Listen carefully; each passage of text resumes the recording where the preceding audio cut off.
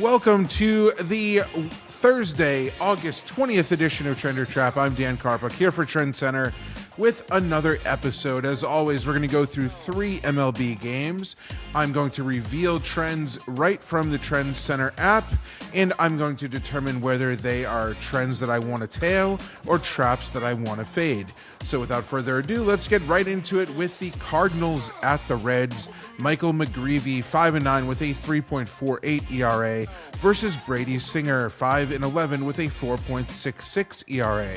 Per TrendsCenter, since April 30th, 2025, the Reds have gone 27-9 to the under. That's 75% for 17.1 units of profit, 40.91% ROI, with Brady Singer starting and an over-under above 8 runs. So is this a trend to tail with under 9 runs or a trap to fade with over 9 runs? I'm going to say that this is a trap to fade. McGreevy's last 5 starts featured 16, 12, 20, 11, and 12 runs, and while his 3.48 ERA may seem decent, he has a 5.47 xERA. That's in the 7th percentile, to go along with several other troubling metrics, including a 284 xBA, 6th percentile, 91.4 mile per hour average exit velo, 10th percentile, 19.2% whiff rate, 8th percentile, 16.9% strikeout rate, 12th percentile, 10.2% barrel rate, 12th percentile, and 42.6% hard hit rate, 19th percentile. Cincinnati's offense has been bad at home, but McGreevy is due for some negative regression, and the Reds have some guys in their lineup with enough pop to hurt him. Singer has also struggled this season, sporting a negative 18 pitching run value per Baseball Savant in the 3rd percentile.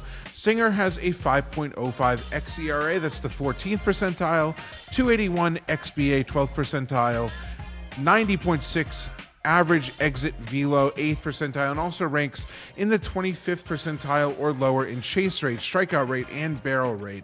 St. Louis ranks 7th in batting average, 5th in on-base percentage, 11th in slugging percentage, and 5th in OPS on the road, so they have a plus matchup at a hitter-friendly venue at Great American Ballpark. So I'm going to go with the over and say that this trend is actually a trap. Heading to the Braves at the White Sox, Grant Holmes is going to start for the Braves. He's 7-5 with a 3.82 ERA versus Anthony Kay, 9-5 with a 4.01 ERA. Per TrendsCenter, in the first or second game of the series against an above 500 team this season, the White Sox have gone 23-9 to the over. That's 71.88% for 13.1 units of profit, 37.22% ROI, with an over-under between 7.5 and 9.5.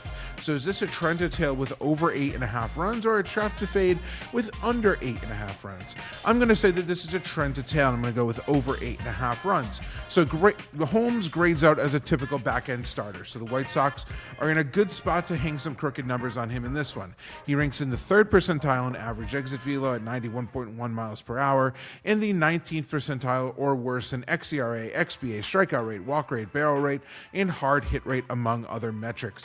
While Atlanta's bullpen is good, I'm going to predict that the Sox get some early runs on the board in this one. Meanwhile, Kay should have a hard time against this awesome Braves lineup. He ranks in the 16th percentile of pitching run value, 15th percentile in xERA, 21st percentile in xBA, 19th percentile in strikeout rate, and doesn't really do anything great except get batters to chase pitches. The Braves have been decent on the road all year long, but keep in mind that as a whole, this offense kicks into another gear with Ronald Acuna Jr. in the lineup. With him healthy, I believe in this lineup. I consider them a top 3 lineup in the game with Acuna in there, and typically view them as matchup proof. This is no exception. Give me the over in this spot. I expect both teams to put some runs on the board. And finally, the Yankees at the Orioles in an AL East battle. Garrett Cole on the mound for the Yankees. He's 6-6 with a 3.22 ERA versus Kyle Bradish, 7-11 with a 3.65 ERA. Per TrendsCenter, this season, the Yankees have gone 15-1 to the under. That's 93.75% for 13.9 units of profit, 78.98% ROI as road favorites of minus 130 or less with an over-under of 8.5 or below. So is this a trend to tail with under 8 runs or a trap to fade with over 8 runs? I'm going to say that this is another trend to tail and go with the under in this spot. Cole might not exactly resemble the prime version of himself at the moment, which makes sense. He's aging, right? But he's still been consistent, especially since the calendar turned to July. Over his last 8 starts, he hasn't allowed more than 3 earned runs and surrendered 2 or less in 6 of them. While his strikeout rate is healthy at 26.1%, which is the 72nd percentile, and his walk rate at 5.4% is elite in the 93rd percentile, some of his advanced profile numbers are a bit troubling. But despite that, this post-trade deadline Orioles lineup leaves a lot to be desired outside the danger that Pete Alonso and Gunnar Henderson pose.